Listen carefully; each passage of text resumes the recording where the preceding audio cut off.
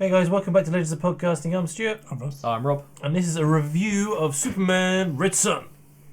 We've just watched it. Yep, just watched it. If you want to see the reaction of the whole movie, it's on our Patreon. Head over there. And yeah, I mean, goddamn good film. It was good. I'll let you guys talk first because obviously I'm more familiar with the comic than you guys are. I mean, I'll be honest, like watching it back, I don't remember any of that from the comic. So, but it was great. It was such a clever. I mean, I love the art style. It was very much sort of they hinted at the animated series. Yeah, it was like more of a bit up-to-date version, wasn't it? Yeah, it was really good. Which worked really well. And yeah, just like, I mean, it's such a clever idea anyway. Because when was the comic? The comic's like 90s. I think Mark Miller wrote it. Back then. So. It's quite good because it's a good. It's like a little history of everything that's happened to Superman, but a different take on it. Yeah. Do you know what I mean? You get to see Batman, Wonder Woman. I mean, they obviously compressed the timeline quite a bit for the scenes in this because there's 3 issues and all of them deal with a separate period of time in the comic, and it's much more in detail. But for what they did for the animation, I think it's really good adaptation. I think I really liked it. Yeah. Yeah, sort of.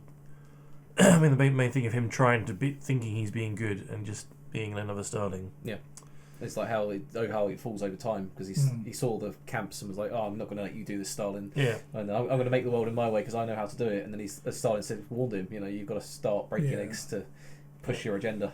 And it gets to a point where it's such a totalitarian regime that he's got no. Yeah, he literally just anyone doesn't do his own brainwash you. You could be work at laundry. Yeah. Batman was so against that he blew himself up.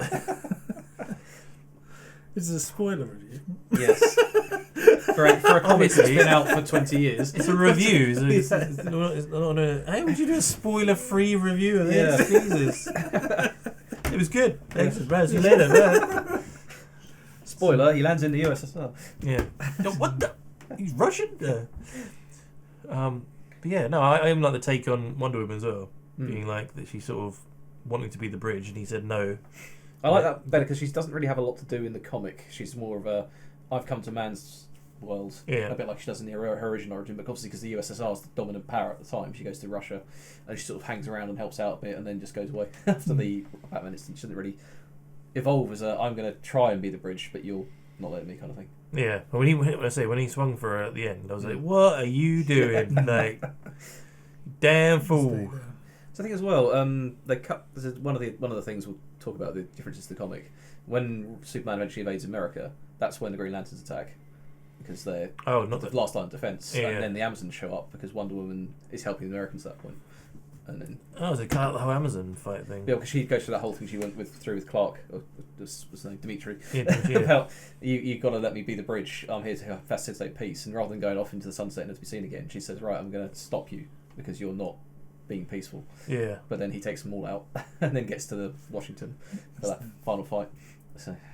And Brainiac was playing him the whole time. Yeah, that's like a little fiddle. Yeah, just. God damn it! That line as well. I think in the comic, he gets to the White House and Lois is standing there, but she hasn't got the bottle. She's got an envelope that Lex has written, and he's like, "This is the 5 most powerful words." It's like, "Why don't you put the whole world in a bottle, Superman?" And he's like, "Fuck, what have I been doing?" It's just like it's quite good they actually show him it. That's much more patriotic. Showing the actual thing about this is your perfect world. It's stuck in a bottle. Yeah, Brainiac's like, "Oh, you could have done it any time you wanted to. You just never asked." Wait, what? Yeah. Damn it! I think my favourite character in that was probably Lex. Yeah, he's a damn good Lex in this. Yeah. That's what I love about the comic version is that he's like a 12th level instinct. He's above everybody else. 10 steps ahead, like you said at the end, like you'd almost be mistaken for thinking this was all planned out 25 years ago. It's the 10th decimal place. Because he's an absolute cold calculating motherfucker. It's just like, great. Especially the bit where he made that clone and then he just overcharged him on purpose. It's like I like they made him a proper clone to start with because in the comic it's literally just Bizarro. Oh, really? Taken out in seconds. But yeah. Lex just wanted to see that he could be scared and be afraid. Get some combat data on him. Yeah. It's great. Just keep blowing him up. He's like, he figures out that his Red Sun makes him vulnerable and teams up with Batman to take him down in the Batman beating the living shit out of him. That's so much more brutal in that than it was in the comic. Yeah, it happens quite a lot in these like 15 or R-rated movies. They do some great choreography with fighting. Yeah. And it was like even the bit between like the clone Superman and was it Superior Man and Soviet Man. Yeah, it was great. Just massive punches through buildings and shit. It was mate, great. It was good the way they put Bruce in with Svetlana. Yeah, so you can see. I quite like that change to his origin in the comic. his parents are political dissidents and they're shot by Stalin's gun squads. Oh, okay. And then you see him in an alleyway over the bodies of his parents with 2 soldiers behind him, just gunning them down. Okay. And then you see the eyes come up, and it just cuts to many years later. He's Batman. But I like that origin a bit better. It makes much more sense why he hates him. Yeah. Yeah, so why wouldn't you come and save us before? Because even you can hear a leaf from 1,000 miles away. Yeah. You can hear our screams. Yeah, and his parents are just dead. In the background. That's so brutal. I love that. There's some bats living in his house. Well, as soon as he said it, the bats flew past.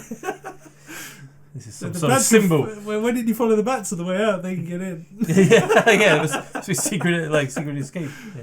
The faces of the soldiers when he landed at that place, and like. When he went down the lift. He's like, shit. I'm just going to stand here and pretend nothing's happening. Everything will be fine. It's all good. It's all good. Yeah. I mean, even like the beginning when he was a kid and he was running away and he's just like, no, I wasn't running from them, I was running because I didn't want to hurt them kind of thing. Yeah. So I thought he'd just turn around and be like, fuck you. It starts off like the Clark that we know. Yeah. I think that's something that might upset a few people because it's different from the comic, but I actually quite enjoy that, like you say, because it sets up more a human side to him with Svetlana character to help him motivate, whereas in the comic I think his ship crash lands in the Urals, but he's taken as a baby to a orphanage. And he grows up under the state as a communist orphan with no parents and nothing like that. Right, okay. And then he's trained from birth when they find out his powers to become the Soviet ideal. But I like that a bit more. Yeah. Because it gives him more of a human side to him. Gives him more of a reason why he's doing things. Yeah, he thinks he's doing the right thing the whole time, doesn't he? That's the sort of the big point of it. And you end up sort of trying to root for him, even though it's completely wrong. Yeah. So because you don't want to root for Lex because he's a fucking bastard. Yeah, but he's doing it for the right reason. Yeah, I know, but it's really weird to support Lex. I know, but in the end, he's a good guy in this. I know. I know, right?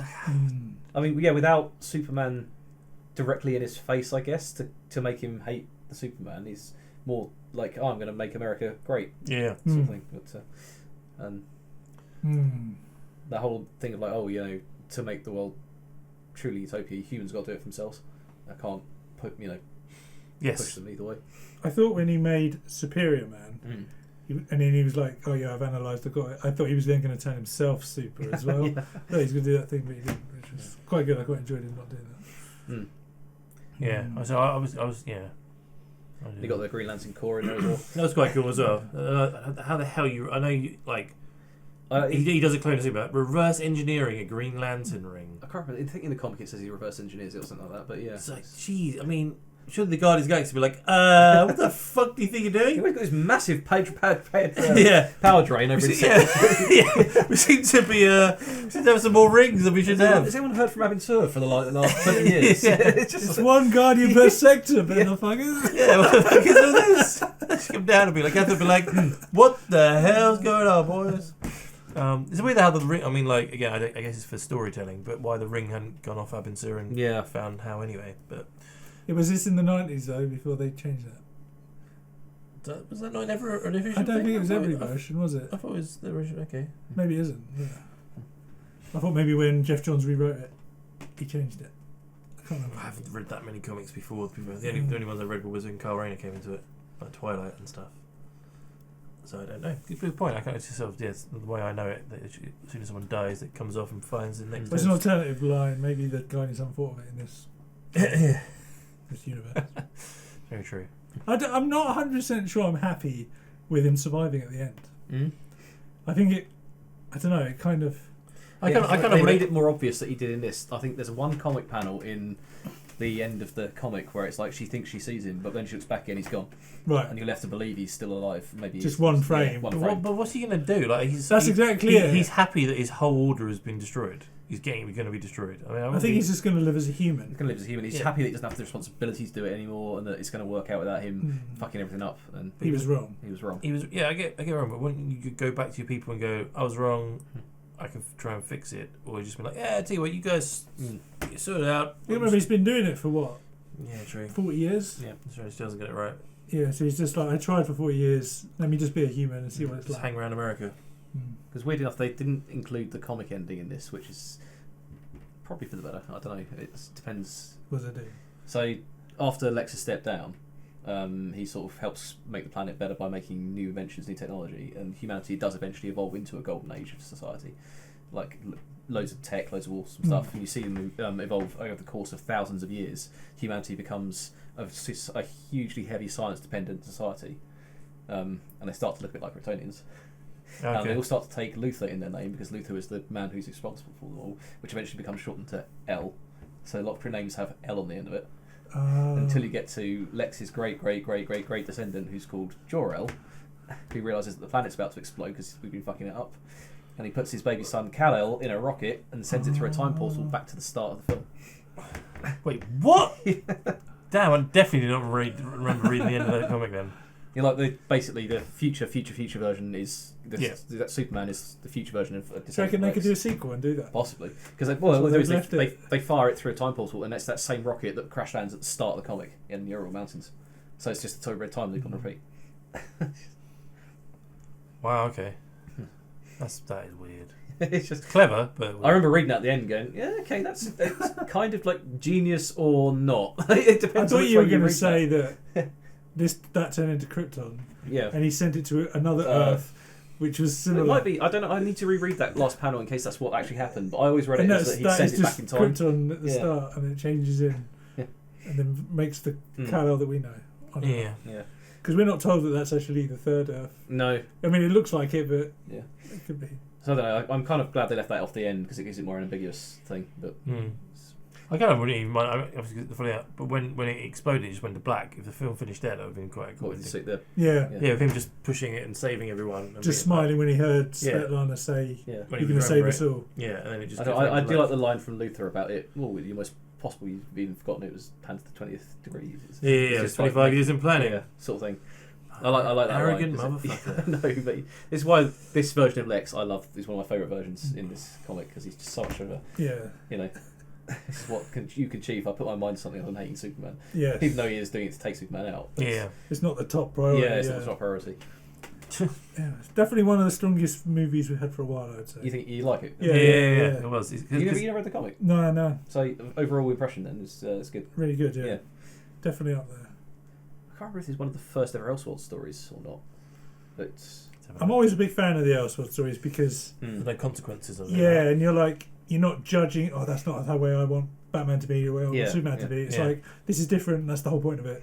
Yeah, embrace it kind of thing. Same with like the Gotham by Gaslight one we watched, right? Exactly. Yeah. That's obviously a completely different take on Batman, but because it's a different thing, it's like I'll take it for what it is. Yeah. No, I think they did a damn good job with the adaptation. They've cut a lot of the chaff out, obviously, and I think the only thing that's slightly off is the pacing a bit because they've condensed so many things into shorter time periods. Yeah. But if you haven't seen it before, it ran really well for me. It did. It didn't feel rushed at certain parts or anything like that. Makes me want to read the comic, which is always a good thing. We'll go and get it next Wednesday if you want. Bring it So, I've got a copy of it knocking around somewhere. I kind of want to do a Kingdom Come one now. I want them to continue with the Elseworlds. Yeah. You have to do Kingdom Come in 2 parts, wouldn't you? It's such a huge comic. I guess so. But they did it with like the Dark Knight Returns, right? So they could do it. It'd be interesting to say. Obviously, we trailer for that Apocalypse War is coming out, and after that, I don't know what else have they got lined up. They usually have like a few, don't they? Yeah, they have got something else. Is that Wonder Woman film? No, we watched that. Bloodline. That was Bloodlines. I can't remember what it is. They haven't done a Flash or Green. Well, I mean, they've never done a Flash one. Wasn't there a hint at the Death in the Family? Yes. I'm pretty sure that's one. Yeah. Oh, that's gonna be awesome. But as they say, they did a couple of Green Lantern ones, which are great. They never did follow that, and then they've done the Flash ones, but they're like the Flashpoint one, which is the only real main one. Yeah, they haven't done like his own solo. They haven't done like their own one of like the rogues coming out, or I don't know. There's some great storylines for Flash to do. It's a shame they. Speaking of the Green Lantern, like the Emerald Knight one, where it was like short Hal stories, telling all these little stories, but it was a story in it. That was really good. I really enjoyed that one. Yeah, I did on First Flight. It was great as well. So they got so much scope to do like stuff like that. But I know they obviously know that the Trinity are the big money makers. So and there's lots of stories. Yeah, but I feel like the Flash has become more popular because of the TV show. Yeah, very true. I feel like they should really get on that. Even a Green Arrow one would be good. Now Green Arrow sort of finished, people will be wanting some more Green Arrow. Because that short in the airport, the airport was wicked. Yeah. You could do an animated action of Year One, which was the Diggle and Jock comic book. Came out a few years ago. Yeah, you could do. It's like the retelling of the origin story from a different perspective. Yeah.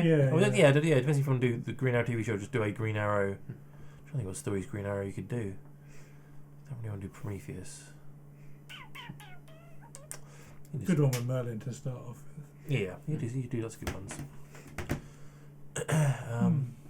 What else could they do? I've always wanted them to do Batman Nightfall. Yeah, or No Man's Land or something like that. That's a hell of a long story. I want a 3-part No Man's Land. 5-part, tell it properly, man. 5-part spread. Yeah, man. You'd have to start with Cataclysm just to get to destroy the bridges and then get out of the way. Contamination's a great one as well. With the sort of bleeding eyes. Yeah. I love that story as well. That's one of the first graphic novels I ever owned. I think I've got knocking around somewhere. Yeah, that one, or even like was it Prodigal when Dick Grayson becomes Batman for a while? I fucking love that story as well. There's so many you could do. I mean, they know Batman's a big money maker, and so Superman. So if you want to continue down the Elseworlds route, there's a ton of really, really weird shit in that. yeah, exactly. You got the one where Batman, Bruce gets the powering. Yep. And becomes Green Lantern. Yeah. Everybody bloody dies in that one. That's just good work. There's a few. You should do some more Justice League ones as well. Well, hopefully after that Apocalypse War, they're going to start a new run. Ooh. That's the reason why they're doing it. Could be.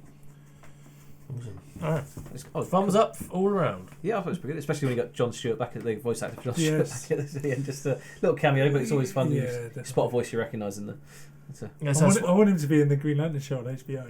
That'd be awesome. Yeah, I swear the voice of Lex Luthor was the voice of Batman from Batman Brave and the Bold cartoon. I swear it was. I'll have to go and Google it. I'm pretty sure that is. He's tell by his very monotone, like really clever voice that he does. No, I'm Batman. No, I'm Batman. All those clothes come in. I mean, where do we rate this as sort of all the DC films that they've done? Oh, I think it's in the top 10. Yeah. So it's a standalone film. The animation is solid. The voice acting is great, and it's a really good adaptation of its source material. So yeah, so I remember watching when we watched Death and Return of Superman. They did it again. That was better, but so much better. But it wasn't quite still not. You think this is better? And you have things like Hush, where they changed it to fit the New 52 title. I need to watch that again. I've only watched that once. Yeah, I know that ending and puts a lot of people off. And I'm like, I know the ending. I want to rewatch it. But I can't find time to do it. I'm looking at my Blu-rays of the current ones that are out to see which ones. Under the Red Hood's still my favourite. Yeah, I really like Doom. Doom's good. Yeah. I like Justice League Dark. I like the original Wonder Woman. Yeah. First Flight. Stop just reading them all out. Apocalypse. Is there anything else you want to tell us? Yeah, your daughter's got a huge rack. Yeah. And Assault on Arkham. Yeah. No, I think I'd say it's in top 10 just because that's a really, really well done production. I think a lot of effort went into that. I can tell. So. I enjoyed everything about it. There wasn't one bit where I was like, oh really, or oh no, I didn't like that. I'd say there's even some changes I enjoyed, such as the Bruce's origin. It makes more sense in that, and And the Wonder Woman bit, where she like sort of just leaves rather than. For pacing, I think that makes more sense. That she was right. We're just going to. Instead of like another fight, then another fight. Because there's a huge battle across America where you got the Green Lantern Corps and loads of other stuff going on. Yeah. And then Lex and Brainiac and Superman are at the White House. Yeah. But then in that, she's like, the point was there. I think that works better to prove the point that he's done the wrong thing. Because he's like, you've lost my friendship and you've lost us. We'll never see me again. Yeah. Especially throw punch her. Yeah, especially when he threw a punch at her and she's like, no. I love the way she caught it just effortlessly as well. Yeah. He's like, I gave everything to you. You broke the lasso just to free you. Because she had another one, so she must have made another one and rekindled her power somehow. Well, yeah, because she didn't look as weak as she did. No, yeah. But she still she had the same as this had white hair, yeah. No, I really enjoyed that. It was good. Thumbs up from me. Yeah. Thumbs up, people. So, guys, that was the Red Sun movie. What do you think about it? Come below, let us know. Where do you think it sort of sits with all the other DC animated movies that they've released? I'd love to hear your thoughts on it and what you're looking forward to for them to do next. And don't forget, if you want a full reaction of this is on our Patreon, so come and head over to that. And we also have full reactions of all the CW shows. We've got Titan Season 2, Mandalorian, Hardy the Animated Show, and also exclusive for Patreon, we've got The Witcher Season 1. We also got Facebook, Instagram, and Twitter accounts. Links are in the description below there. And if you want to catch podcasts, catch us. Or go somewhere, type in Legends of Podcasting. You'll find all our podcasts you can listen to. And we'll see you for another movie very soon.